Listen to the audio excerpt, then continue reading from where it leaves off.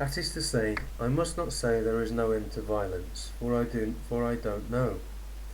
In discussing violence, we soon arrive at the central problem, which is how to look without the interference of thought. I think all problems are fragmentations, but there is a central problem. So why are you speaking about violence and not the central problem, how to look at anything? Krishnamurti: we are conditioned to violence and in violence. Now, how do I look at that violence? I am conditioned, and can I look at that violence, at that conditioning, without any distortion? The problem is quite complex. My mind is distorted because it is conditioned, right? My mind has been for centuries shaped in a particular culture, a particular society, through time, experience, knowledge, memory. It is conditioned, shaped, held within a narrow pattern of the me. Can such a mind become aware of its own conditioning? And when it becomes aware of its own conditioning, who is aware of the conditioning? So first, are you and I aware of our conditioning? Then, we can take the next step. Am I aware of my conditioning as a Hindu, living abroad, living in a culture which is totally foreign to the Indian culture, brought up along certain lines as a messiah and all the rest of it? I'm doing it as a mirror in which you're looking. Can you become aware of your conditioning? Can you become conscious of it? Look, sir, as a Hindu, a Brahmin, brought up in a particular culture from childhood, it was said, don't kill, don't hurt a fly, don't say a word against another, don't be aggressive.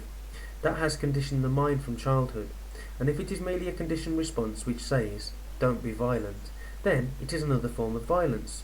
You follow? It's like a Catholic saying there is a Saviour, there is sin, and only this Saviour can save. That's a conditioned response. It has no meaning whatsoever. But this mind which from childhood has been told, don't kill, don't hurt, because next life you'll pay for it, therefore behave, be gentle, be kind, can that mind which has been shaped day after day become aware of its own conditioning, and then move further? Which we would if you would go along with the speaker, not follow him as disciples and all that tommy rot, but go along with him. Can you become aware of your conditioning, one's conditioning? Can you? To be without conditioning, isn't that a kind of death? I don't know what it means. How do you know it means death? It might mean a much more extraordinary way of living. Why do you say to be out of conditioning means death? We don't know. A kind of death. But sir, I don't know. I won't say it is death. First, my question is, can you, become aware of your conditioning? One cannot. It is an essential part of living. Sir, look, we are conditioned by the climate, by the food we eat, by the newspapers we read, by the company we keep.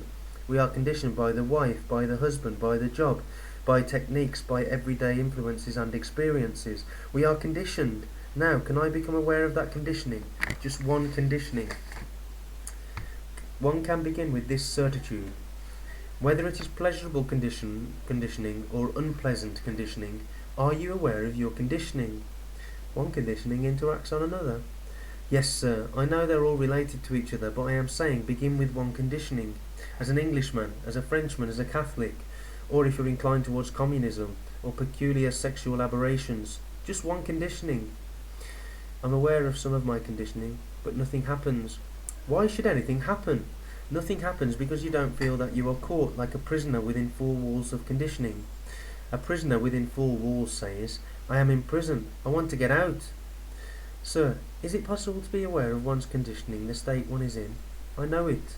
It is possible, sorry. Look, sir, please take one conditioning and become aware of it. See how seriously you are aware of this conditioning, and whether you enjoy it, or you want to break through all conditioning. I think, sir, that I was aware to a certain extent of my conditioning as a Jew during the recent Middle East crisis, and I recall this gave me a mixture of great pleasure and great discomfort. Yes, sir, when one is aware of one's conditioning as a Jew, a Hindu, a Negro, whatever it is, then, in it, there is not only great pleasure, but also, as you say, great discomfort. Now, does this conditioning bring a sense of imprisonment or not? Or do you say, well, the pleasure outweighs the discomfort, and therefore it is all right? You follow what I mean? Or do you say, it isn't good enough? Something in me says, it isn't good enough. Alright, something in you says, it isn't good enough. And how far are you going to go into this question and break it? That is the whole issue. One knows very well one is conditioned. I've had money, leisure, I can think more or think less, or go to nightclubs, enjoy myself and all the rest of it. Or I'm conditioned because I'm a poor man and I want more money, more comfort, more this and that. Now, when I become aware of this, how far do I want to go into it and break through it? Because most of us are aware of our conditioning. If one is at all sensitive, thoughtful, serious, earnest, one is aware of one's conditioning, and also what it results in, what its dangers are. If I am aware as a Hindu opposed to a Chinaman, then I am at strife with the Chinese. But if I realise to what depth it leads one, to what anxiety, brutality, hate, I want to break through it. So, how are you willing to go into this question of conditioning as violence? How far? How far dare any man go in being aware of his conditioning without coming to a precipice? Then, when you come to a precipice, you know how dangerous your conditioning is, but without coming upon that precipice, you play with your conditioning. So are you willing to push the awareness of your conditioning until you come to that precipice, when you've got to act, or are you merely playing with your conditioning from a safe distance? Most people are not conscious of their conditioning, but are satisfied as they are. They don't see another mode of living.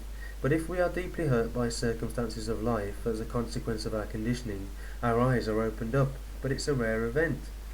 If you are aware of your conditioning, how far will you go? How deeply until you come to the point when you've got to act? And then? Not and then, that's a supposition. Why don't I, when seeing part of my conditioning, see a precipice? Why? Wait, shall we discuss that? That is, you're aware of your own conditioning, but it never comes to the point where you've got to act as you do when you're confronted with a danger, as a precipice. Now, why? Is it that one is lazy? Could be. Just wait, sir, don't answer so quickly. Is it that one is lazy, laziness being lack of energy? Will you lack energy when it is really dangerous? If you don't suffer because of our conditioning, we are satisfied. For instance, I feel security in my country. First of all, I am aware of my conditioning, and I don't see what the results of that conditioning are. That's one point. I am a nationalist, and I don't see where that nationalistic spirit leads to. So I like it, I enjoy it, it gives me pleasure. But if I saw the danger of it, wars, I would then act, right? Now, either I don't see the danger of it, or I don't want to see the danger of it because being a nationalist is a great pleasure, and to see the danger of it, I must have energy to go to the very end of it. Why is it that I have no energy?